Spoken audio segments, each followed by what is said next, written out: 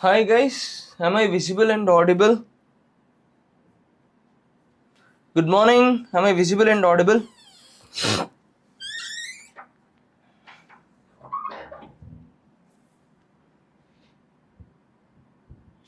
Yes, no, good morning, happy morning. Good morning everybody. So shall we get started?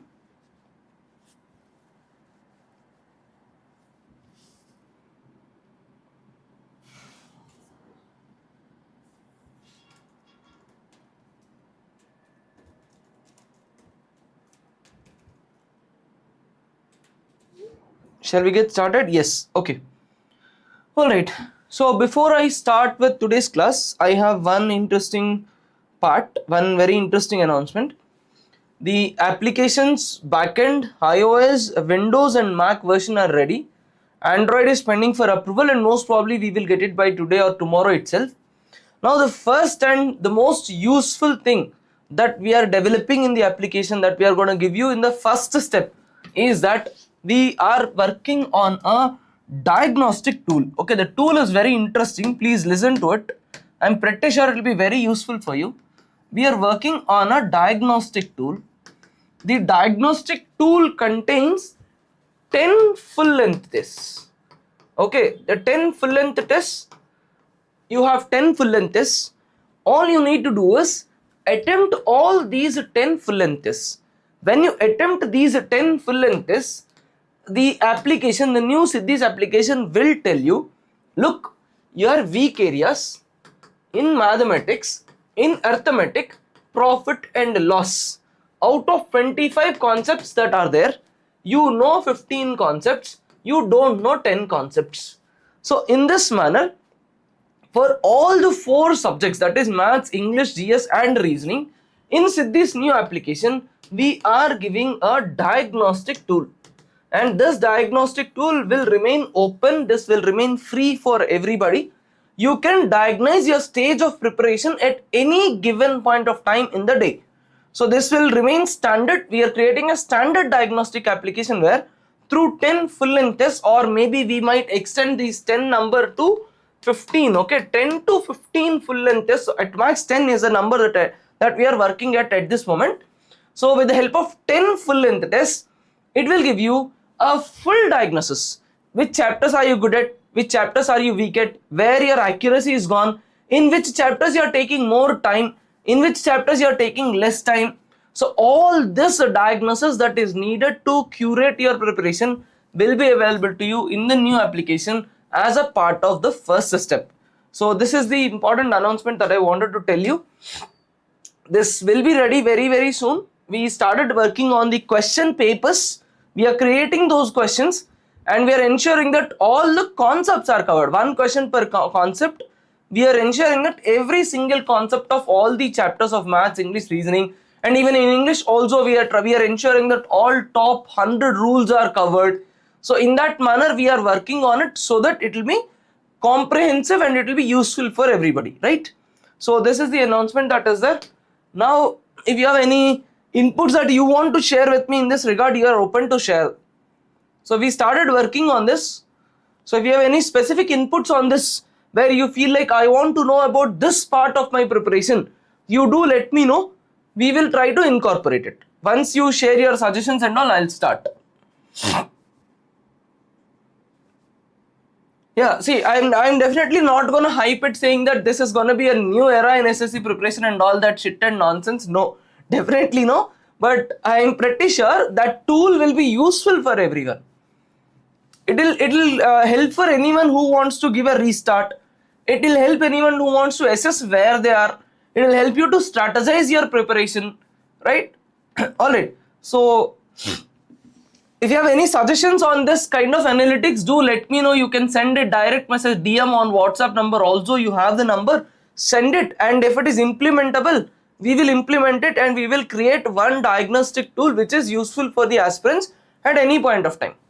All right. Yes, with the sectional timing. Yes, with the sectional timing. Because end of the day, sectional timing is necessary.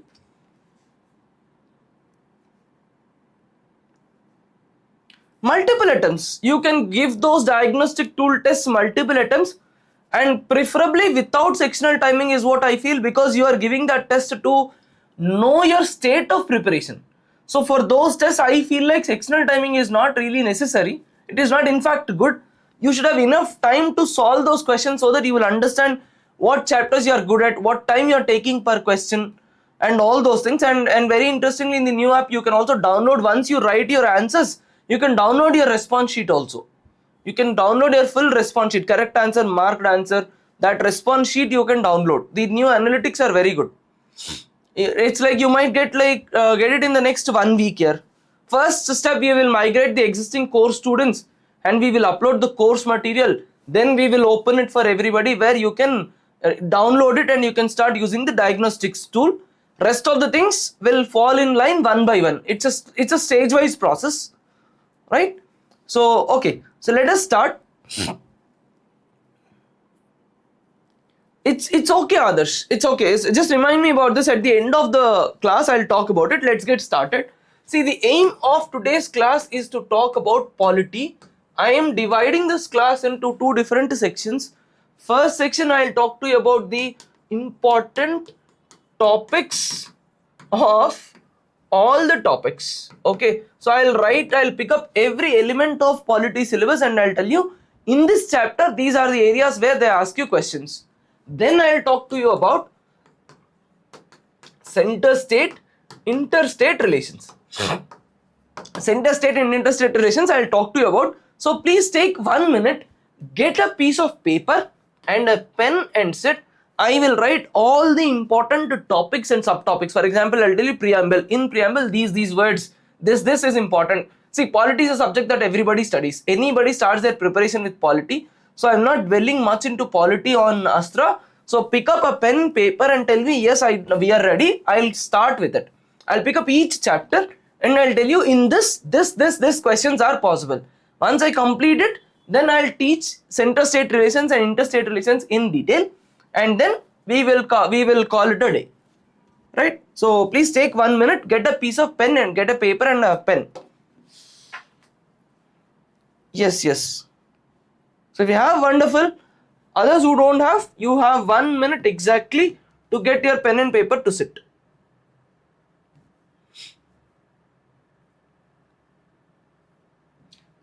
Okay. Yeah, 40 seconds, get a pen, paper, I'll start.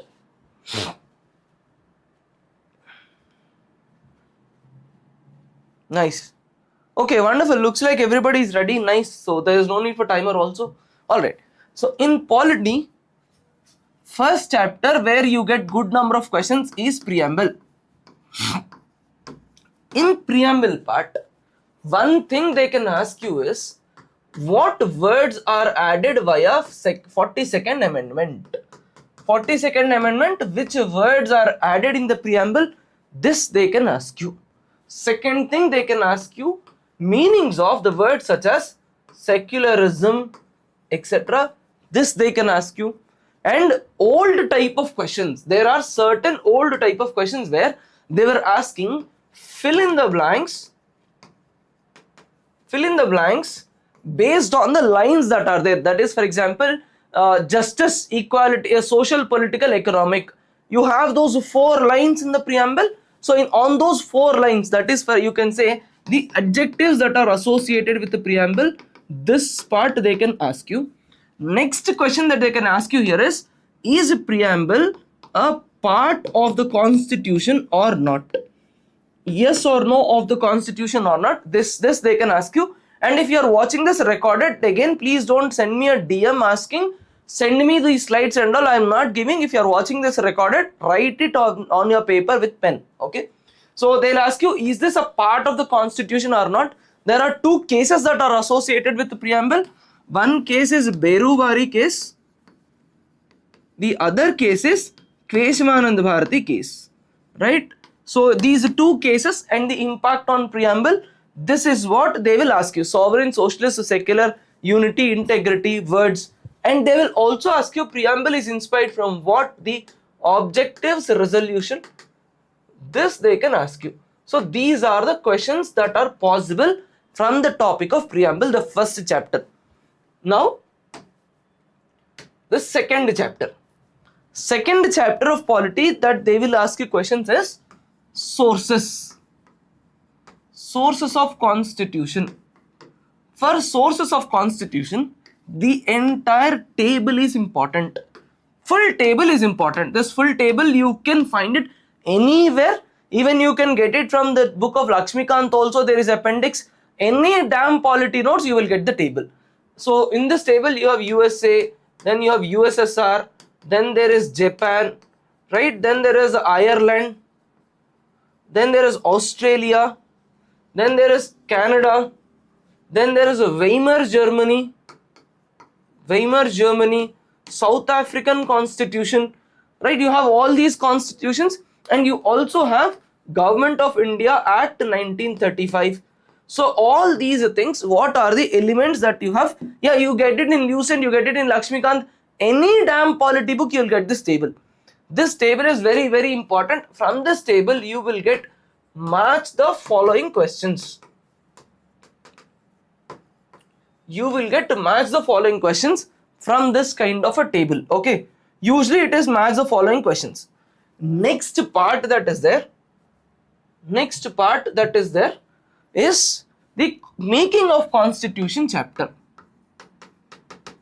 Making of constitution. If I'm writing faster, do tell me, I'll slow down. Okay, if I'm writing faster, if I'm moving the slides faster, definitely do tell me, I'll slow down. Or only these important topics are enough for polity? Yes, yeah. Now, if there are 4 questions from polity, you can handle 3 for sure. So give them the highest priority. Give them highest priority. Okay. Okay. Right. So the next chapter is making of constitution. In making of constitution, first concept that they'll ask you is composition. Within composition, there are 2 parts. One is provinces and the other is princely states. And for these 2 also, number they will ask you, and how were they elected or nominated. First part, this is what they'll ask you from making of constitution. Next is, there are so many dates that are there in the chapter of making of constitution. For example, dates such as, I'm just writing example, I'm not writing all the dates, but all dates are important. Dates such as adoption of national flag, okay, first session, last session, adoption of national anthem, all these kind of date. All dates are important. I guess first session is somewhere in 9th of December or something. So first session, last session, number of sessions, dates, which date did we adopt our constitution, which day did we adopt national flag, a national anthem, all these dates are important. Next thing that is there in this chapter itself, the next thing is, they will ask you the presiding officers. Within presiding officers, they will ask you first president, first speaker, right? These are things. And there is also one more personality associated with this, B.N. Rao, the advisor to the Constituent Assembly, Benagal Narasimha Rao. So that also they will ask you, right? So this is about the presiding officers. Then the next part that you have is committees. Within committees, you have major committees, you have ad hoc committees or minor committees. Both tables are important. You have, for example, drafting committee, B.R. Ambedkar. So the fundamental rights subcommittee, union powers committee, provincial constitutions committee. You have multiple committees, all committees and the chairmen of the committees, and also drafting committee, full composition. Drafting committee, full composition, they will ask you. Within drafting committee, there are 2 people who were originally there. Those 2 people died. And one person died, the other person also left. They were replaced. So all in all, they'll ask you the overall composition, members of the drafting committee along with the chairman. So this part they will ask you from the chapter of making of constitution, sources of constitution, preamble is also over. Next chapter that you have that they can ask you is union and its territories.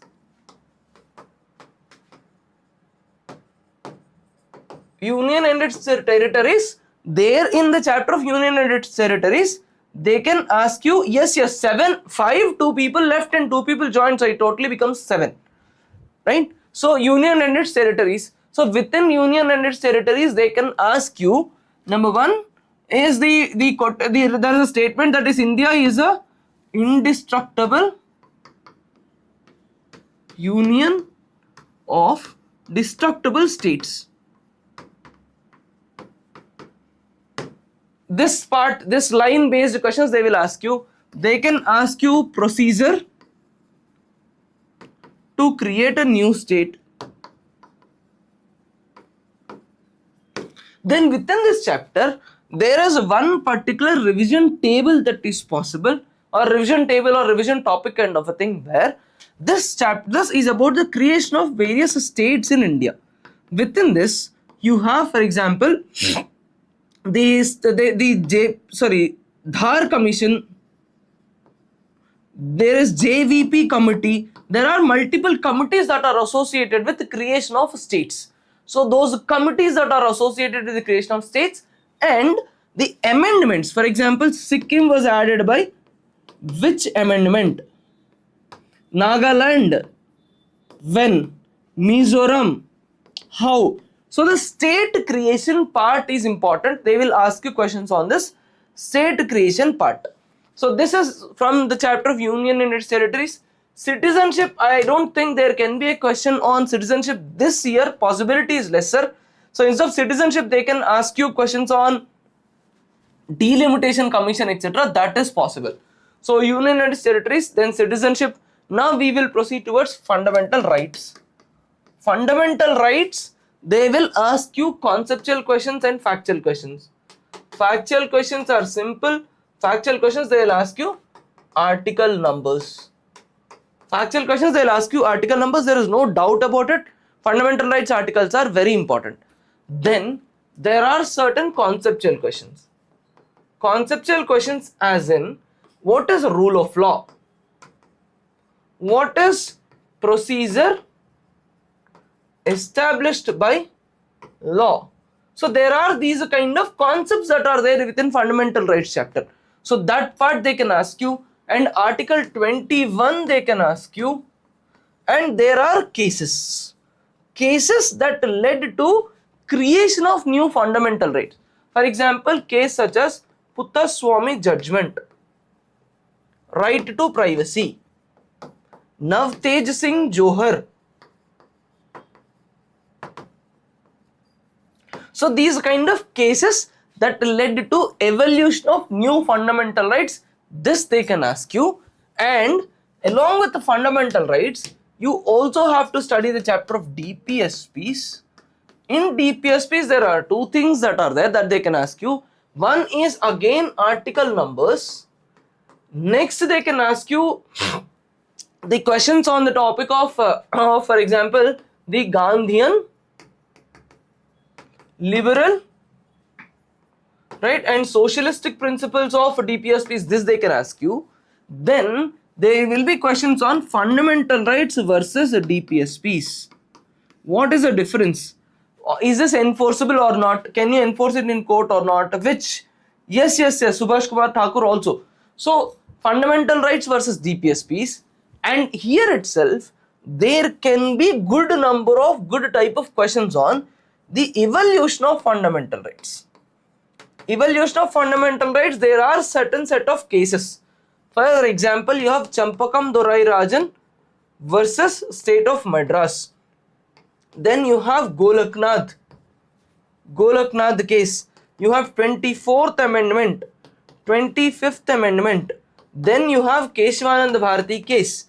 Then you have Minerva Mills case. Then you have IR Coelho case. Okay, then you have LIC versus Union of India case. All these cases that talk about the difference between all these cases that talk about the fight between fundamental rights and DPSPs and the impact of Article 31 A, B, C. This part is important. If they want to frame a difficult question, they can frame you question on this. Just a minute.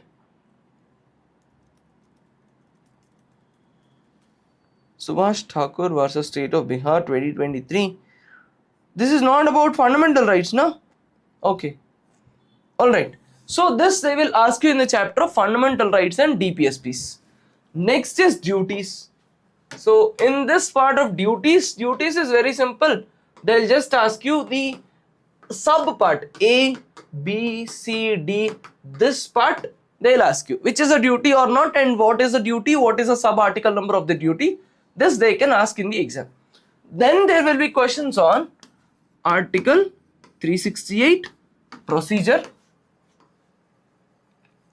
types of majorities. Then they'll ask you what is basic structure doctrine, what is Keshwananda Bharati case, basic structure doctrine. Within basic structure doctrine they can also ask you which of the following are the elements of basic structure doctrine, which of the following are the elements of basic structure doctrine, which of the following are not. And within types of majorities also they can ask you which things can be amended by simple majority, which things, special majority, which things, and special majority plus ratification by of half of the states with the simple majority, which things, effective majority, which things. So this list they will ask you. Okay. So Article 368, this entire list, this chapter, this part list is important. This list they can ask you. Okay. So this is about Article 368 amendment procedures and the basic structure doctrine. This completes the first module of polity, that is rule of law and constitutionalism. This is what they will ask you questions from. So the first module. Then the next module is obviously executive. So within executive you have union executive, then you have state executive. So under union executive it is president, and under state executive it is governor, right? So from the topics of president and governor, first part that they can ask you is the age, eligibility. Common topics that they can ask you is age, eligibility, oath, removal or impeachment, because for governor it is just removal but not impeachment, right? Age, eligibility, oath, removal, impeachment, powers. So this is very common part. Along with this, in the topic of president, specifically from the topic of president, they can ask you questions on what are types of veto powers, what are various types of pardon powers. These are two things they can ask you. And in the chapter of governor, they will ask you questions on governor discretionary powers, governor's discretionary powers, governor reservation of bills to the president, governor's special powers in 5th schedule area, and also governor's special powers in 6th schedule area. This they can ask you. And they can also ask you questions on, just a minute, isko thoda chota karenge, theek hai. So they can also ask you questions on president versus governor. So in president versus governor, they will ask you the pardon power jurisdictions. Pardon power jurisdictions, who can pardon what, who cannot pardon what, this they can ask you. And the actions on bills. Actions on bills, this they can ask you. So these are the comparative things that they can ask you. Joint summons, nice reminder here. In both of these people, ordinance. Ordinance topic is very, very important. Joint sitting, I would have spoken about it in parliament chapter. But yes, thanks for reminding ordinance. ordinance article number, what is the validity of the ordinance, who can promulgate an ordinance, who cannot, and with what is the maximum lifetime of an ordinance, and what are the cases that are associated with ordinances. Ordinance chapter or ordinance topic is also pretty important. They'll ask you questions from ordinance also. Thank you, Devraj. Thanks for reminding. Alright, so this is about union executive, state executive, president versus governor. Then you have prime minister,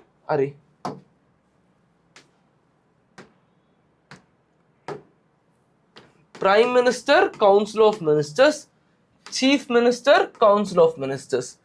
In this, they will ask you two concepts. One is individual responsibility.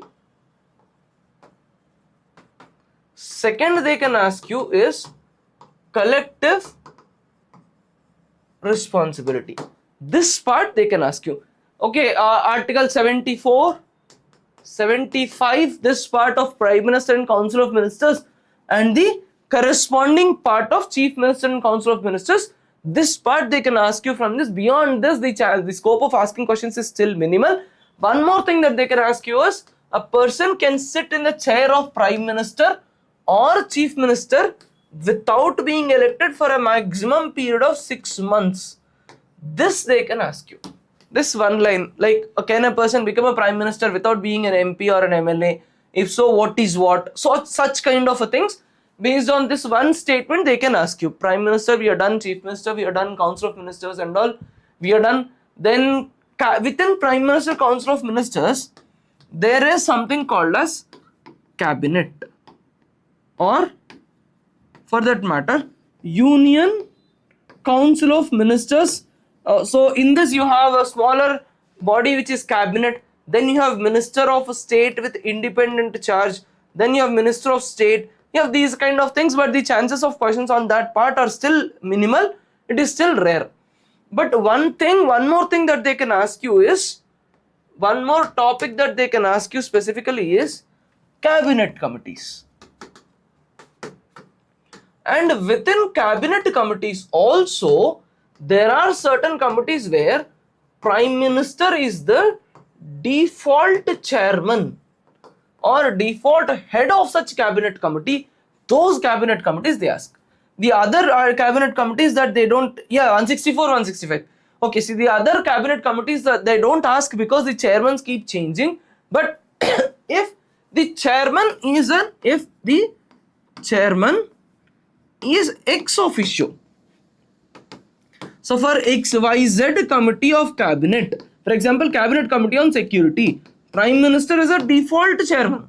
So whichever Cabinet committees you have default chairmen, those Cabinet committees they will ask you, but beyond that they will not ask you any Cabinet committees. So this is about Union Executive, State Executive, Prime Minister, President, Governor. Then you have Attorney General of the State, right? You have Attorney General of the State and Attorney General for the country and Advocate General for the state. That part they can ask you the basic things such as what is the eligibility, who is appointed, what is the work role, such kind of things that they can ask you. So this is about Union Executive. Then you have Legislature. Legislature topic, Parliament is very, very important. Parliament is extremely important. Decent number of questions can be asked from the chapter, from the topic of Parliament. Decent number of questions can be asked. First thing that they can ask you can start with, to be honest, the full chapter of Parliament, full chapter of state legislatures are important. Now within this chapter also, one they can ask you is composition. After composition, there can be questions on presiding officers. Within presiding officers, you have speaker, you have deputy speaker, their powers, their functions, and their special privileges, special powers, special functions, and special privileges.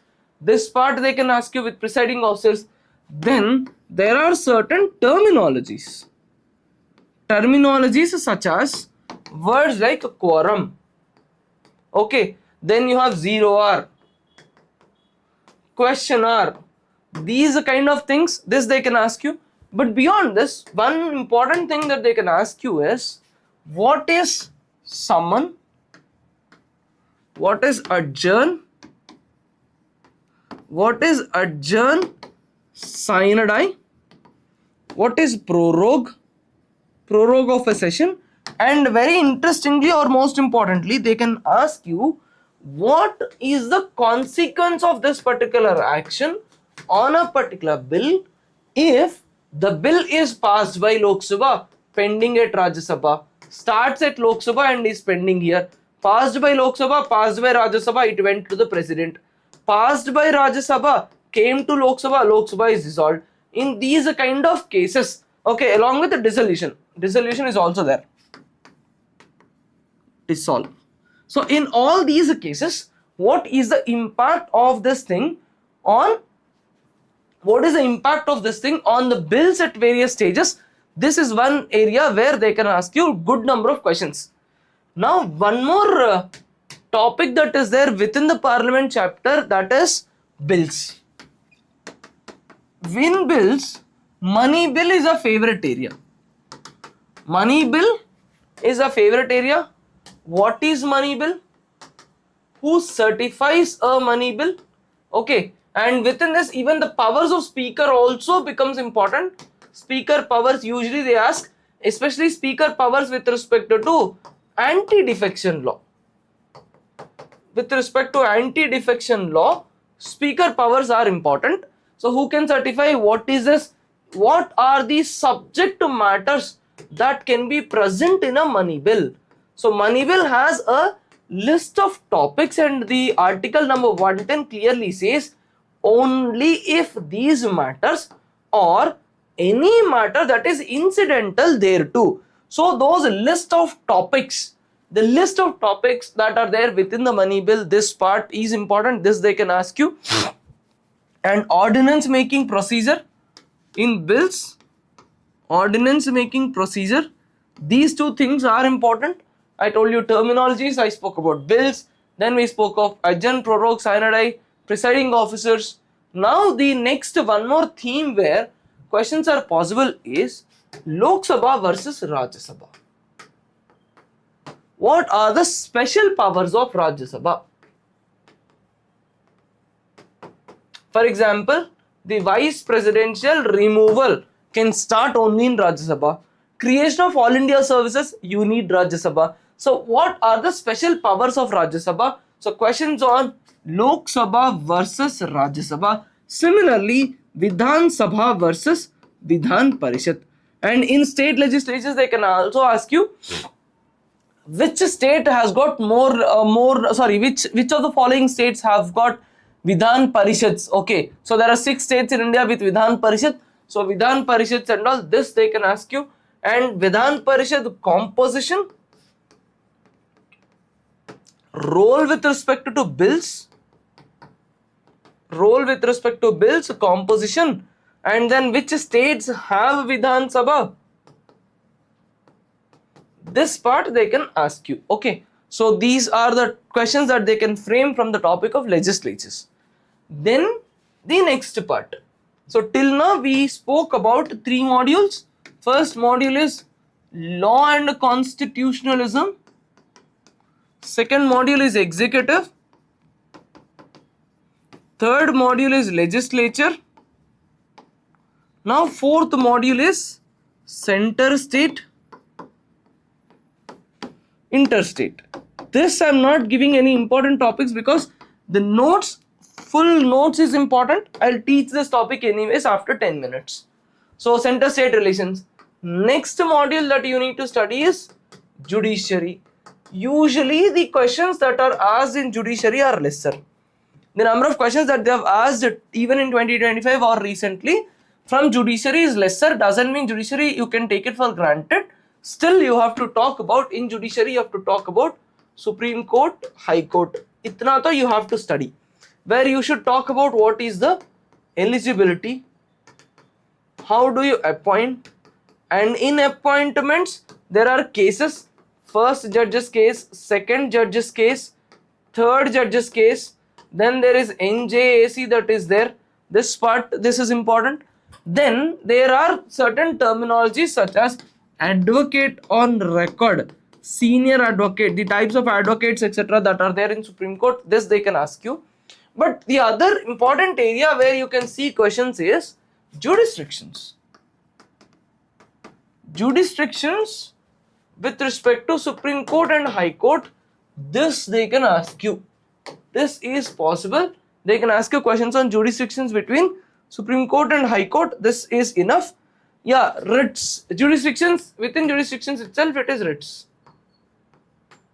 Writs under 32, 226. 32 is for Supreme Court. This is for High Court. And this is only for fundamental rights. This is for any matter. So for 226 under High Court it is wider. But it is not mandatory for High Court to accept any writ-based case. It is not mandatory. They may agree, they may not agree. But for Supreme Court, it is mandatory. It is original jurisdiction. So writs part within jurisdiction, this is important. Okay. So this is with respect to judiciary. Then the chances of asking questions on Lokpal, Lok Adalat, these are still lesser. So this part is enough. Okay. Now the next important chapter is Panchayats. Panchayats, urban local bodies. In Panchayats, there are committees. Balwant Rai Mehta committee. There are certain committees. Committees that led to the formation of Panchayat Raj system. Committees do not run behind recommendations. Don't study the recommendations. If you can remember, if you can recognize the committee name, this is more than enough. Now what they can ask you in Panchayats is, what about elections of Panchayat? Elections, tiers, multiple tier system, what is what in which tier?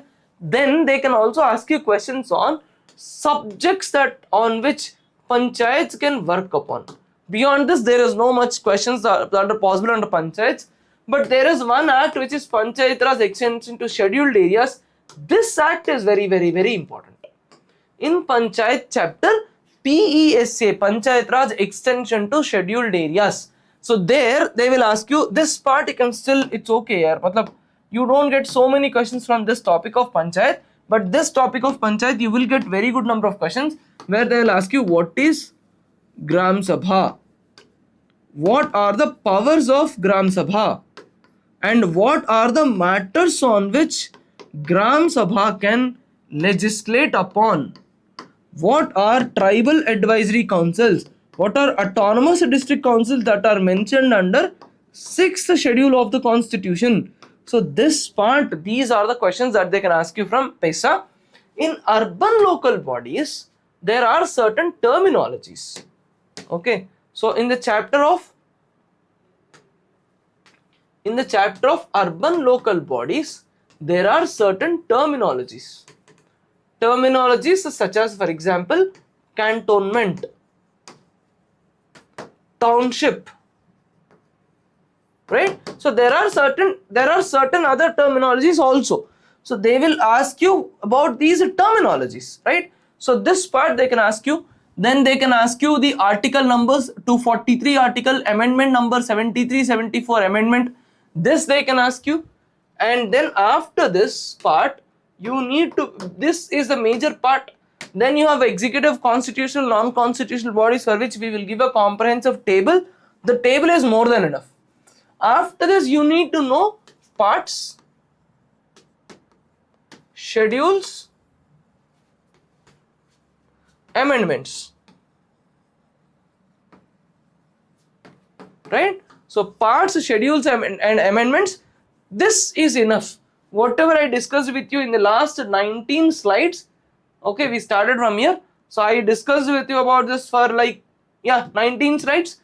Whatever I spoke to you with respect to this topic in these 19 slides, this is enough. Important articles also, by the way. Important articles. This part is enough. Itna padho bas. This is more than enough. With the help of this, you can definitely answer. If there are 4 questions, in some of the shifts, you may answer 4 out of 4 questions. If there are 4 questions in some shifts, you will be able to answer 3 questions. but you will handle all the questions from the polity if you are good at these subtopics. So if you are doing revision, whatever notes you wrote till now, this will act as a quick revision notes. You will have a quick revision notes. Whatever you wrote now is a quick revision notes. Take this paper, revise everything without seeing before the exam. Your polity revision is completed. Okay, so this is polity. Now I have to talk to you about one single chapter, that is center-state relations. So center-state relations, but I am keeping it completely factual. I'll take each article and I will explain it, because that is where they are asking questions. So I don't want to beat around the bush and discuss upon where do we read it. Fatman is good or not for it. Any book is enough. You take Fatman, you take Lucent, you take any damn notes, every notes will have all these things. That is why I did not tell you read from this source. I told you read these topics. Any source. Manohar Pandey, Fatman, Lucent, Arihant, or maybe any other notes, any damn possible organization, anybody, the first subject that they work on is polity. And for polity, even GS 1.0 notes also. GS 1.0 notes would be very heavy, okay. GS 1.0 notes is heavy. GS 1.0 notes is for your tier 2, it is for other CAPF exams, and God forbid if there is a descriptive paper in tier 3, you can handle that as well for GS 1.0 notes. There is no doubt, 1.0 notes is perfect. But even if you don't have 1.0 notes, you can study from anywhere else. Okay, that is the reason why I told you what to study rather than where to study from. Any book is fine. Don't fall under the fear that my material might miss certain things. No, even if you just use this index and prepare a notes using ChatGPT also, that is fine. Okay. Now we will talk about center-state relations. Center-state relations, simple. First thing is, India is a federal country. By the way, one last thing that I have to tell you is features of Indian Constitution. How did I even forget this? Features of the Constitution, where the federalism, federal, is this unitary or not? It is a rigid constitution. What is parliament? We have parliamentary system, right? So what is parliamentary system versus presidential system? The features part, okay, I just missed it out. Seeing the word federalism, I just thought I should tell this. So features part is also there. Now we will come to center-state relations. See, center-state relations is all about maintaining the federal balance between the country. We have central government, we have state government. We have a written constitution in this country. The written constitution will clearly tell you what is what you are supposed to do, what you are not supposed to, what is the power of state government, what is the power of central government, when can central government invade the powers of state government. Similarly, what is the jurisdiction of parliament, what is the jurisdiction of state legislature, when can parliament intervene in matters with respect to state legislatures. Okay, so can state legislatures intervene with respect to parliament? All these fall under federal provisions. So these are a part of center-state relations. So you can divide it into 3 heads: legislative relations, administrative relations, and financial relations. For the exam, when you are revising, first priority goes to financial, then it is legislative, then it is administrative. This is your revision priority order, because more questions were asked from it. You will have one class on international relations, but not right now, after the notification. So that, as I told you, I want to know when is the exam, so that I can go back and bring in current affairs. You will have sessions, don't worry. So financial, legislative, administrative, this is the priority order in which you have to study. The first thing, what are legislative relations? See, legislative relations, what is legislature? Law making. So legislative relations will talk about what topics can emergency also. Okay, so what topics can parliament make a law on, what topics can a state legislature make a law on, and what happens if both of them want to make a law. So dividing the law making jurisdictions, you call that as legislative relations. So what is the schedule of, which talks about this thing? You tell me, which schedule do you have all these things? Which schedule? Schedule 7, very good.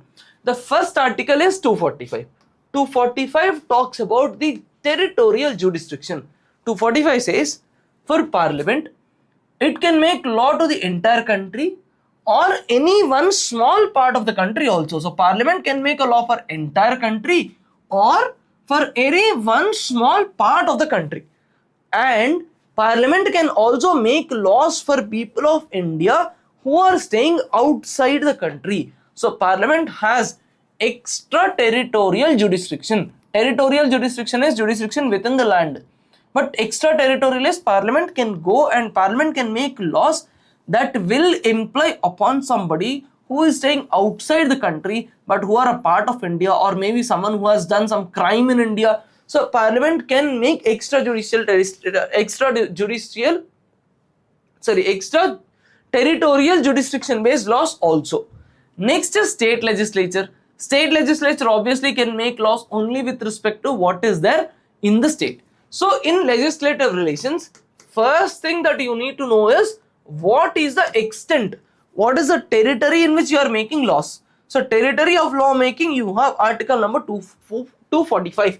These article numbers are very, very important. They're asking questions on article numbers. So there is a logical order also. First, you need to know where to make law. Next is what to make a law upon. 246 talks about what to make a law upon, and the list is given under 7th schedule. So in 7th schedule, you have union list, state list, concurrent list. For union list, parliament can make laws. State list, state can make laws. And concurrent list, both parliament and state can make laws. So 245, what is the jurisdiction? 245, what is the jurisdiction? 246, what are the subject matters? 247, what about those matters that are not written anywhere? So 248, I'm sorry. Yeah, 248. 248 talks about what are those matters that are not written anywhere, which is residuary powers. So in India, residuary powers are in the hands of parliament, and this is based on Canadian model, because Indian federalism, it is slightly centralized. Parliament has more powers. For example, on matters related to state list, it is not just the state governments. Parliament can also make laws. How, what, when, we will talk. But parliament can make laws. So there is certain amount of tilting that happens towards the parliament, right? So this is about residuary powers. Then is about parliament making laws with respect to, as I told you, even if we have a state list and union list separately, parliament can still make laws with respect to state list. When can? Simple. Parliament can make laws with respect to matters on state list, provided Rajya Sabha says so. Rajya Sabha has to pass a resolution. Now my question is, why only Rajya Sabha? Because Rajya Sabha is called as Council of States, and Rajya Sabha is seen as representative of the states. Members of Rajya Sabha are elected indirectly by the members of legislative assemblies of various states. So because Rajya Sabha is seen as a representative of various states, in India, if Parliament wants to make any law on any matter with respect to state list, Rajya Sabha has to pass a resolution. Rajya Sabha has to pass a resolution with a 2/3 majority of the people, that is special majority, saying that this is important. Then Parliament can make laws on this particular matter, and this law will be valid for 1 year. After this, you have to keep on extending it. So this is how you are protecting. This is how you are protecting the federal aspects of the constitution. You are protecting the states also. So this is Article 249. Next is, Parliament can also make laws with respect to matters on state list during the times of emergency. If there is a national emergency that is there in picture, even in that scenario also Parliament can make laws, right? So during national emergency, what is the scenario? Whenever there is national emergency, Parliament can make laws on any matter that is there in the state list. But now the question is, will that law be valid for all the period of time? No, that law is valid only for a period of 6 months. Okay. Okay, so this is valid only for a period of 6 months. PYQs, there is no black background, na Vishal? There is no black background, no, it's all white background notes is being provided to you. Anyways, we'll give you a compilation notes. Just give us some time. We'll give you compilation notes anyways. Alright. So Parliament can make laws on matters with respect to status. 1, if Rajya Sabha says. 2, if there is a national emergency. Third and very interesting thing is, let's say there is a disputed topic that is there between two states. You take the example of Andhra Pradesh and Telangana. With respect to Andhra Pradesh and Telangana, there is a dispute with respect to Krishna River, for example. So these two states, or between the states of Andhra and Telangana, there is a dispute with respect to power distribution. So with respect to these kind of things, these two states can go and they can request the Parliament. They can go and request the Parliament saying that this is a stateless matter, but it is common for both of us. Please make a law. In such cases also Parliament can make a law. Such law is permanent. Once you go in, there is no coming out.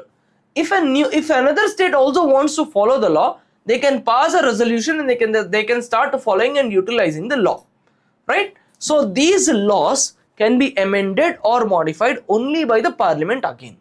So when states request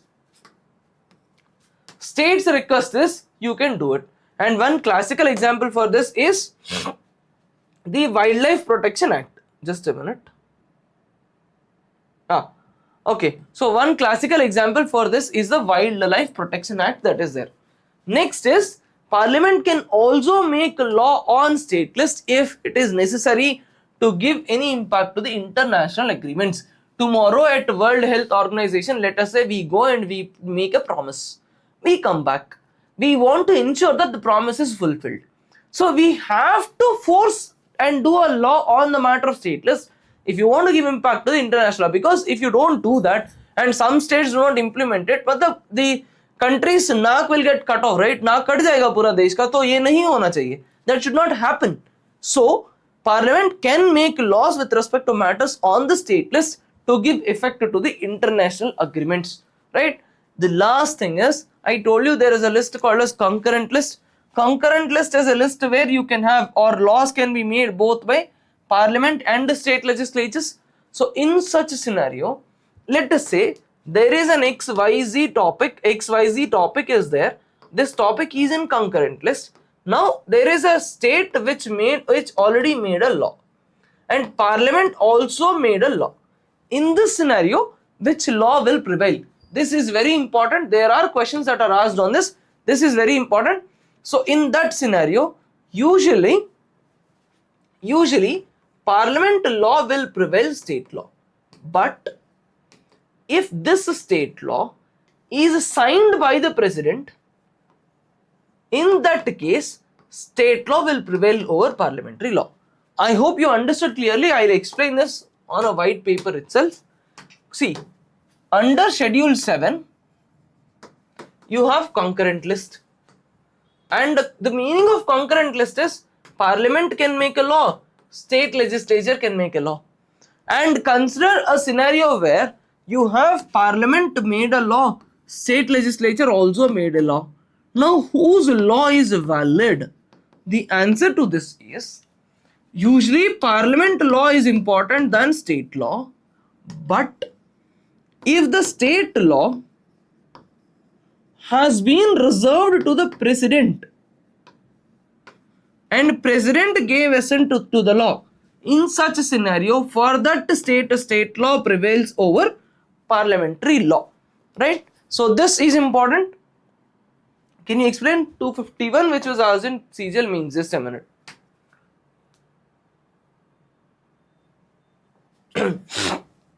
Let me finish this off, then I'll talk to you about it. So this is about the legislative relations. I'll talk to you, don't worry. Next is administrative relations. Administrative relations, it's simple. Administrative relations is similar to legislative relations. Union government will have jurisdiction on matters that are there in union list. State government, state list based, right? So this is there, and within this, one article is important, one part that is important. It is about article number 257. Under article number 257, Government of India can give directions to the states, and in that particular matter, state must follow. If state does not follow, there can be a president rule. So directions can be issued by the center on the aspects of construction and maintenance of means of communication, railway protection. This is very important. This they can ask you on or under which areas parliament can give mandatory, sorry, union government can give mandatory directions to the state government. This part they can ask you. Along with that, Parliament or Union Government of India or Government of India can delegate certain duties to the state. Similarly, state with the prior approval of the president can delegate some of their activities to the central government. This is there. Then 262 talks about interstate river water. 262 says if there is a river water dispute that is there between any two states, then Parliament can create a tribunal. Parliament can create a tribunal or Parliament can create a law so that it will determine what is the solution for this dispute. And in this law, Parliament can say Supreme Court is out of this particular topic. So Parliament can create a law. Parliament can create a law to handle river water disputes, and while handling that law, Parliament can say I am removing Supreme Court out of the picture. Because water is a very technical topic, Supreme Court may not have enough technical equipment and technical awareness to handle upon it. So 262 provides for river water, interstate river water issues where you can create a law and you can exclude Supreme Court out of the jurisdiction. Next is interstate council. Interstate council is very simple. People of multiple states will come, they will sit and discuss upon. If there is any problem, they will sit and they will discuss upon for the solutions. So this is about the interstate and center-state relations, the administrative part. Just give me 1 minute.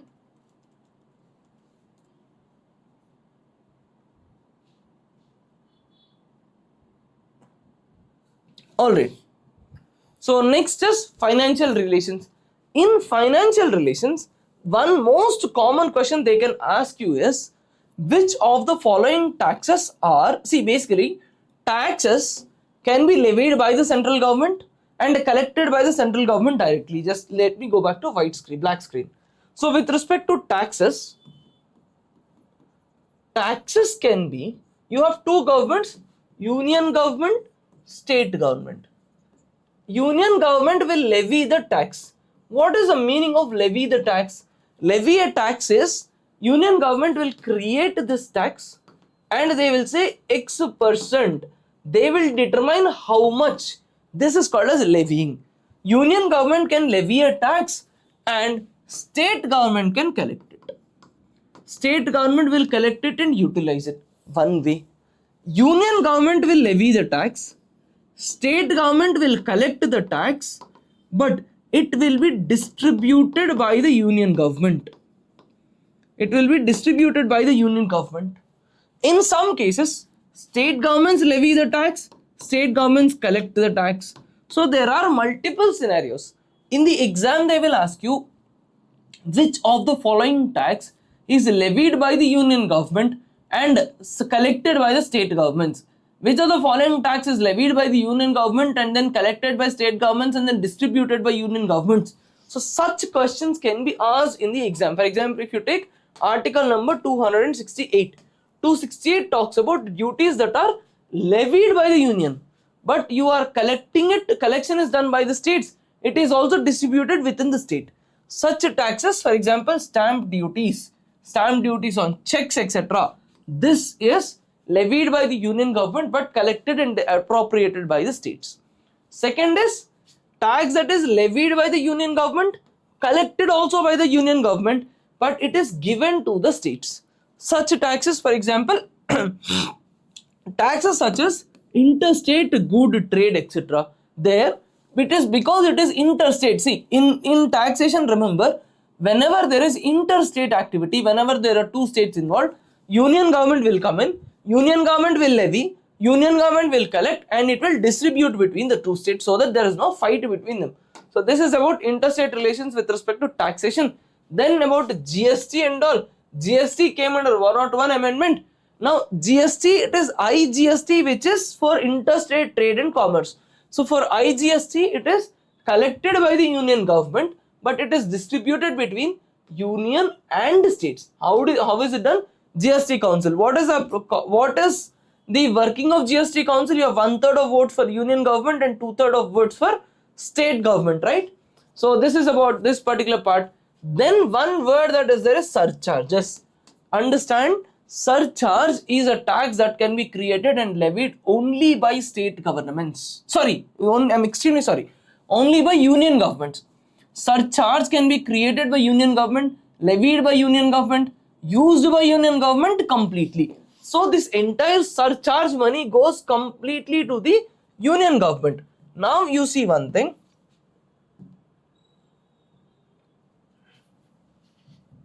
Surcharge on petrol. Okay, so for example, if you see, just a minute, let's not go with this. We will go use one. So yeah, on fuel you have around 2.5%, which is surcharge. So these 2.5% is taken directly by the union government and it is used by union government itself. Similarly, you also have cess. Okay, surcharge is there, then it is cess. Surcharge and cess, basically these are, cess is also a tax on tax. So these are taxes, surcharges and cess. These are exclusively for union government. They are not shared to the state governments. Then you have finance commission that is there. Finance commission is under 280. Finance commission will determine how much you are devoluting. This is important. There will be questions on finance commission. 16th finance commission is already working now. 16th finance commission is important. There will be questions on 16th finance commission. Okay, 16th finance commission is currently operating, if I'm not wrong. 16th finance commission has recently submitted the report also. Yeah, it submitted its report in November and the report came to parliament on this budget. So 16th finance commission, their recommendations are very, very important. They can ask you questions on 16th finance commission and the 16th finance commission recommendations. Remind me, this part also we will include in the small appendix. I told you three appendix till now, right? One is biofuels, the other is nuclear technology, and one this part also. 16th finance commission recommendations. Who are the members? Who is the chairman of 16th finance commission? Yeah, they have recommended 42.5%. This part, what are recommendations are there? I'll give you one short revision notes for 16th FC. 16th FC, there will be questions in the cycle of 2026 because the report was tabled in parliament on February. So there will be questions on 16th FC also. So this is about the interstate and this is about the center-state relations. Yes, 16th FC, the chairman is Arvind Panigariya. There will be questions on this topic. So this is a holistic polity-based discussion. The entire notes will be given to you. In the notes, we will also give you articles, parts, schedules, and important amendments as well. Important amendments is included in this. So in important amendments, you have to prepare current affair based amendments. 101 GST, 102 National Commission for Backward Classes, 103 EWS, 104 reservations, then 106 is Nari Shakti Vandan, and 105 is for social educational backward classes. The states can create their own list. These are important. And 131 bill, there can be questions upon. 131 bill, of course, it did not pass. It did not pass. So 131, because it did not pass because they merged delimitation with women reservation. So it did not pass ultimately. So they can ask you what is there under 31st constitutional amendment. The idea was to push forward the 33% women reservation, but it did not happen. So this is from polity. These are the areas where you will get questions from, and I'm pretty sure you prepare all these topics. This part is more than enough. So now you do have any specific questions, or if you want to talk something, I'm still there in the class. You can discuss with me.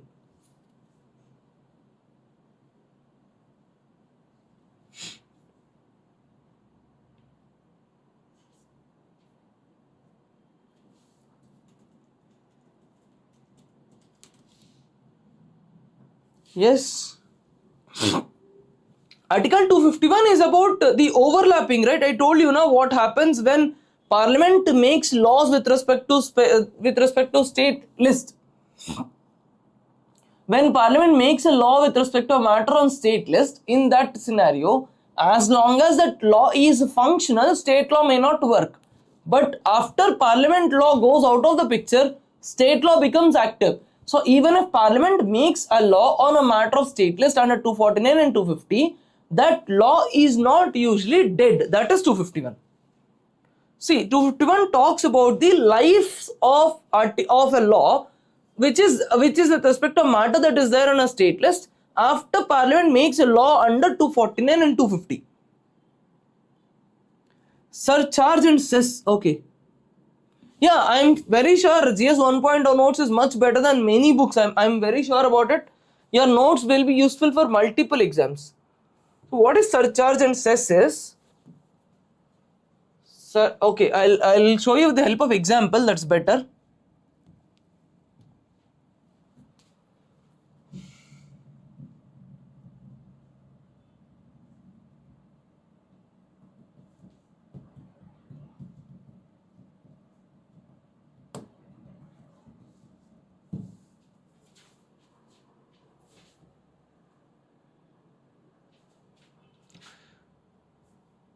Yeah, a couple of years ago, there was one article that was written in Indian Express which talks about excessive usage of cess, etc.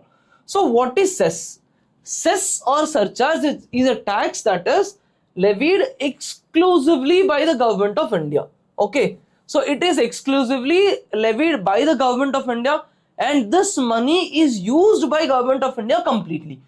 Okay, this money that is there under surcharge and cess, union government need not share it to the state governments.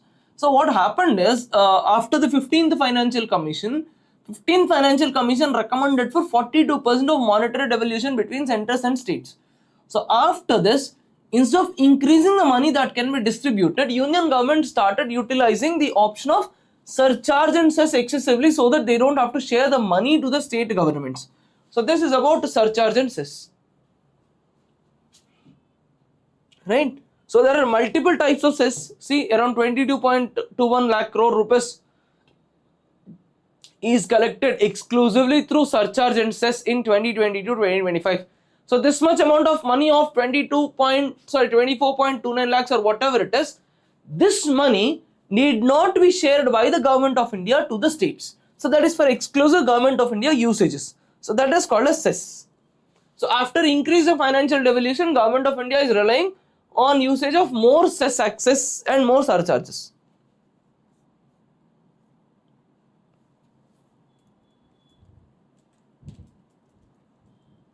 Right? Okay.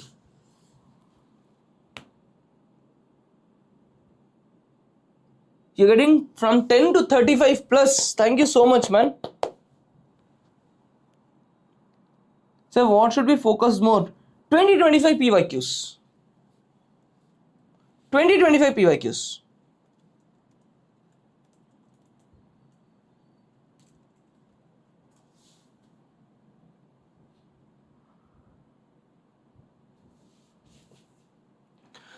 Now there is a question. Akshit says, please explain the difference between CGST and IGST. Okay. See, CGST versus IGST, it's very simple. You have a good. Okay. Let's say there is an XYZ good. This good, the entire trade happened only within one particular state. For example, I am from the state of Telangana, and this digital board, you consider this entire digital board, just a minute, yeah, this entire digital board from manufacturing to sale, everything happened in the state of Telangana. On this, there is a GST that is levied, and this GST is divided between government of India and the state of Telangana. The share of government of India on this good, you call it as CGST. So CGST is government of India share on intrastate commerce. On intrastate commerce, government of India share, you call it as CGST. Then what is IGST? IGST is where it is integrated GST. This board, raw material came from Uttar Pradesh, assembly happened in Telangana, sale happened in Maharashtra. Multiple states are involved. In this case, The GST that is collected is called as IGST, which is integrated one. So IGST is with respect to interstate and CGST is with respect to intrastate. What should, okay, CGL ke descriptive, at this moment it is too early to predict it, to tell it, but yes, there are a lot of discussions that are going on, and especially given the delay that is there with respect to the notification, probably, let's see, let's not come to a too early conclusion, but even if there is descriptive, you don't have to worry about it. Before, I guess it was until 2021, there was descriptive already in CGL, right? Sir, CGL descriptive type questions introduced Panwangla. No answer at this moment here. This is too early to answer the question. This is very early to answer. Even if you do PYQ mocks, you can get yes, but doing PYQs doesn't mean you will remember everything. PYQ mocks will give you a clear-cut idea on how and what you are doing with respect to the real-time exam question paper.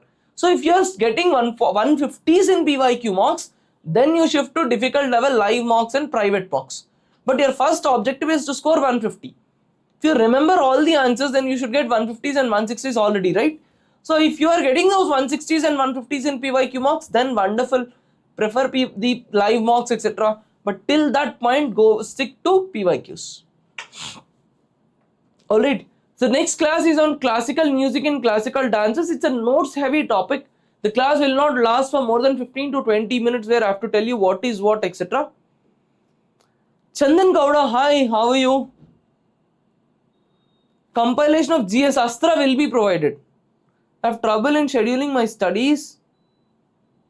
See, if descriptive is added, the last descriptive pattern that I know that we wrote was essay for 50 marks and letter for 50 marks. It was an offline paper. Okay. So it was an offline paper of 50 and 50. I don't know if it is included, whether we are gonna go with the same thing, or this time mad guys are there, so they might come up and say this is also a typing test. You type the entire essay and they might give it to an AI to evaluate it. That is sheer stupidity. But let's see. If there is a descriptive, it has to be offline, and descriptive will definitely give more edge here.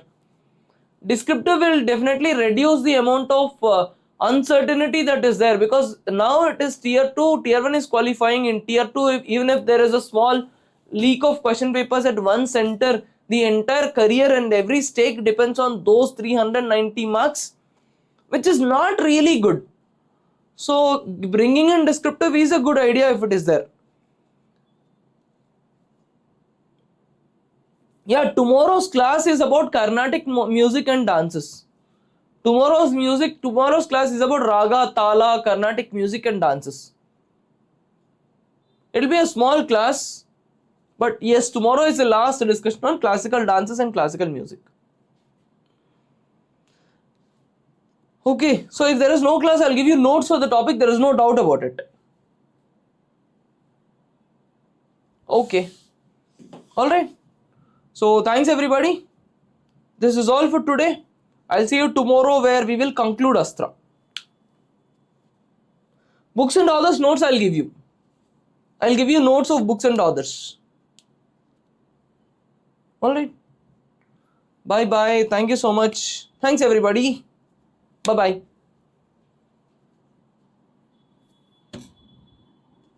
Thank you. Thank you. Interview and descriptive should be brought back. No, interview is not good. Interview is definitely not good. It is not fair also, because interview brings in the interaction between employer and employee, or employer and aspirant. When there is this interaction, there is a scope for correction. So interview is not good, but descriptive is fine. Descriptive will reduce a lot of uncertainties. Descriptive will give an opportunity to merit. But interview is not really warranted, especially given the SSC's track record. Interviews is the place where this interaction happens. You're having trouble in scheduling your studies. I want to improve on maths and GS. You're confident in English and reasoning. Both maths and GS take time. Please reach out on WhatsApp number. After further a couple of other queries, I will give you a concrete answer for this. Roshan.